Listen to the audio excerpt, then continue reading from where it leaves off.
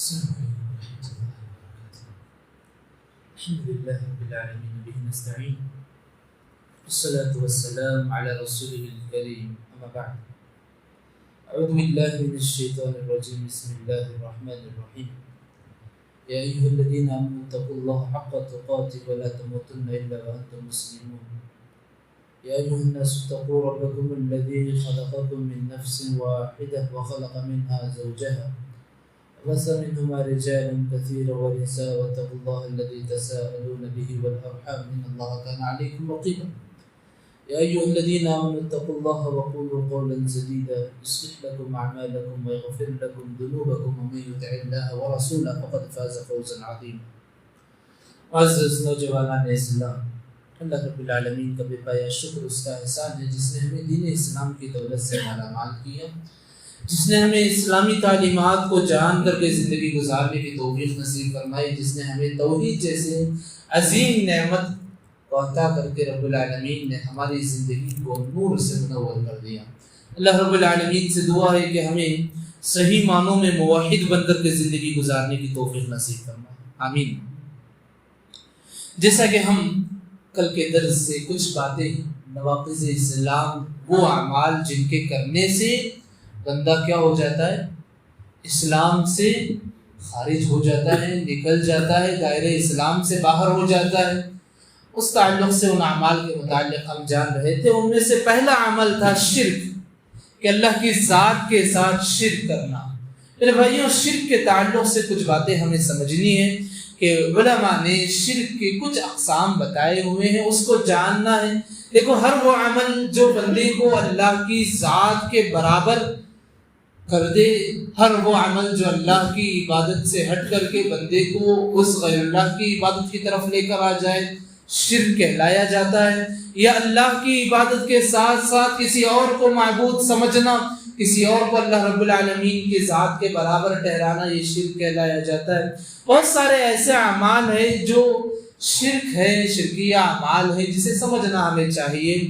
لہذا شرک کی عمومی طور پر علماء نے دو قسمیں بتائی ہے، ایک شرک اکبر ہوا، ایک شرک اصغر۔ شرک اکبر جو واقعی معنوں میں شرک کبیر جسے کہتے ہیں، بڑا گناہ، عظیم گناہ، جو اللہ کی ذات کے ساتھ، اللہ کی ذات کے علاوہ کسی کی عبادت کرنا، یہ شرک کہلایا جاتا ہے۔ تین چیزوں میں، یعنی رب کون ہے پوری دنیا کا؟ اللہ ہے۔ رب ہونے کے ناحیے سے کسی اور کو معبود سمجھنا، رب کے شریک سمجھنا، یہ شرک اکبر ہے۔ اسی طریقے سے عبادت کے لائق کون ہے؟ اللہ۔ کسی اور کو عبادت کے لائق سمجھنا، یہ شرک اکبر ہے۔ اسی طریقے سے اللہ رب العالمین کے بے شمار صفات ہے، ان صفات کو کسی اور پر محمول کرنا، یہ شرک ہے۔ میرے بھائیوں، یہ شرک اکبر ہے۔ یہ دو چیزیں میں نے جو آپ کے سامنے کہیں کہ رب ہونے کے ناحیے سے اور معبود ہونے کے ناحیے سے بہت طویل بحث ہے۔ میرے بھائیوں، واضح طور پر سمجھ جاؤ کہ ساری دنیا کا نظام چلانے والا کون ہے؟ اللہ۔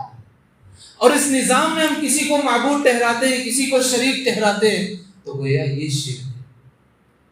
عبادت ہے، سجدہ کرتے ہیں، رکوع کرتے ہیں، نماز پڑھتے ہیں، دعا کرتے ہیں، قربانی دیتے ہیں، کسی جان کو ذبح کرتے ہیں، اسی طریقے سے نذر مانتے ہیں، صدقہ دیتے ہیں، دعائیں، ساری چیزیں کرتے ہیں، یہ سارے اللہ کے علاوہ کسی اور کے ساتھ کر رہے ہیں، تو کیا ہو گیا؟ عبادت میں شرک ہو گیا۔ اللہ کو عبادت معبود ماننے کے علاوہ کسی اور کو معبود بنا لیے تو یہ شرک ہو گیا۔ یہ ظاہری طور پر پورے شرک ہے۔ سجدہ کرنا، رکوع کرنا، قیام کرنا، کسی کے آگے جو ہے تعظیم کے طور پر جو معبود سمجھ کر کے، عبادت کے لائق سمجھ کر کے ہاتھ جوڑ کر کے کھڑے ہو جانا، یہ سارے کے سارے شرک میں داخل ہیں۔ تو لہذا بہت سارے ایسے ہیں جو مظاہر الشرک ہیں۔ ایک ہوا شرک اکبر، شرک اصغر، مظاہر الشرک، یعنی وہ چیزیں جو شرک تک لے جاتی ہیں۔ مختصراً روزانہ ہم سیکھتے آئیں گے کہ وہ چیزیں جو شرک اکبر سے ہے، سجدہ، رکوع، دعا، مناجات، یہ ساری چیزیں۔ اور خاص طور پر یاد رکھو، اللہ رب العالمین نے کہا کہ دعائیں کرنی ہے صرف رب سے کرنا، سجدہ کرنا ہے صرف کس کے لیے کرنا؟ رب کے لیے خاص۔ طواف کرتے ہیں خانہ کعبہ کے سامنے جا کر، وہ خاص ایک عبادت ہے. اور اس طواف کو لے کر کے کسی اور جگہ پر کرنا، 7 چکر لگانا، 5 چکر لگانا، 3 چکر لگانا، 11 چکر لگانا، یہ بھی شرک اکبر میں داخل ہے. لہذا جو عبادتیں خالص اللہ کے لیے ہیں، جو عبادتیں خالص اللہ کے لیے ہیں، کسی اور کے لیے ٹھہرانا یہ عبادتوں میں شرک ہے. دیکھو آج ہم، اللہ ہماری حفاظت فرمائے، بہت سارے لوگ سورہ فاتحہ پڑھتے نہیں. سورہ فاتحہ میں ایک چھوٹی آیت آتی ہے، اے اللہ ہم تیری ہی عبادت کرتے ہیں، تجھی سے مدد مانگتے ہیں. کیا آیت؟ ایاک نعبد و ایاک نستعین، سورہ فاتحہ آیت نمبر 5 ہے، سب کو معلوم ہے. اے اللہ ہم تیری ہی عبادت کرتے ہیں، تجھی سے مدد مانگتے ہیں. دیکھو عبادت اللہ کے لیے، مدد کس سے مانگنا؟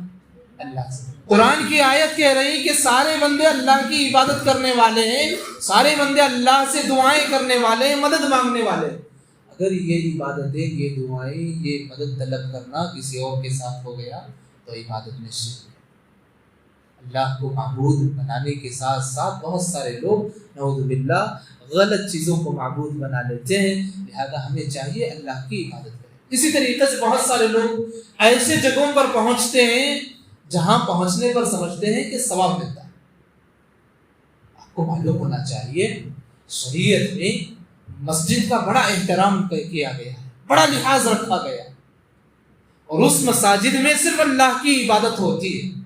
سورہ جن ہم پڑھتے ہیں آیت نمبر 18، اللہ رب العالمین نے کہا وَأَنَّ الْمَسَاجِدَ لِلَّهِ، کہ مسجدیں خالص اللہ کے لیے.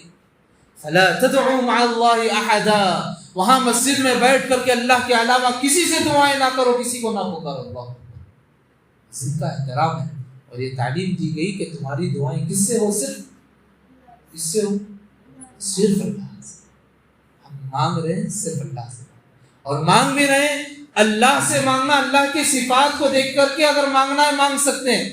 کسی اور کے وسیلے سے مانگنا، کسی اور کے وسیلے سے مانگنا، نبی کے وسیلے سے مانگنا، نبی کے صدقے سے مانگنا، میری دعا کو فلاں کے صدقے میں قبول فرما، فلاں ولی کے صدقے سے قبول کرنا. میرے بھائیوں یہ ساری چیزیں مومن کے لیے بالکل زیب نہیں دیتی. یہ ساری چیزیں مومن کے لیے بالکل زیب نہیں دیتی.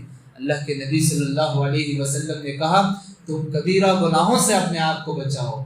کبیرہ گناہوں میں سب سے عظیم گناہ کیا ہے معلوم؟ شرک ہے. اللہ ہماری حفاظت فرمائے. لہذا یہ واضح طور پر جو ہے شرک کے مختصراً جو ہے شرک اکبر کی کیفیات تھی. جو آدمی کو جو ہے شرک اکبر جو بندہ کرتا ہے، علماء کا، قرآن اور سنت کا یہ اجماع ہے، توبہ کیے بغیر اگر وہ بندہ مر جاتا ہے تو اس کا ٹھکانہ جہنم ہے. اور ایسے نہیں جہنم میں کچھ سال رہے گا، کچھ دن رہے گا، کچھ ایام گزرے گا. اور بنا توبے کے اگر مشرک مرتا ہے تو ہمیشہ ہمیشہ جہنم میں رہے گا. کیا فائدہ پوری زندگی جنتوں کے نعمتیں سنتے ہیں، جنت کے انعامات سنتے ہیں. اللہ حفاظت فرمائے، اللہ عقل سلیم عطا فرمائے. اللہ ہمیں شرک سے بچائے رکھے، وہ شرک اکبر ہو یا شرک اصغر ہو. رب العالمین ہماری حفاظت فرما دے. رب العالمین ہمیں ہر طرح کے شرک سے پاک رہنے کی توفیق نصیب فرمائے. لہذا مختصراً شرک کو سمجھنے کے لیے جو چیزیں درکار ہے کل انشاءاللہ ہم تفصیل سے جاننے کی کوشش کریں گے. رب العالمین سے دعا ہے کہ رب العالمین ہمارے ایمان کی حفاظت فرمائے، رب العالمین ہمارے عقائد کی حفاظت فرما دے. ایسے نہیں کہ چند دن ہم موحد بن گئے پھر مشرکانہ طور طریقے پر چل گئے. رب العالمین سے دعا کرے رب العالمین تو ہمیں ہدایت دی ہے، موت تک ہدایت پر قائم رکھے، موت تک. اللہ رب العالمین ہمیں ہدایت نصیب فرمائے. مرنے کے بعد کے سارے سوال اور جوابات رب العالمین ہمارے لیے آسانیاں پیدا فرما دے. آمین یا رب العالمین. سبحان اللہ و بحمدہ، اشہد ان لا الہ الا انت، استغفرک و اتوب الیک.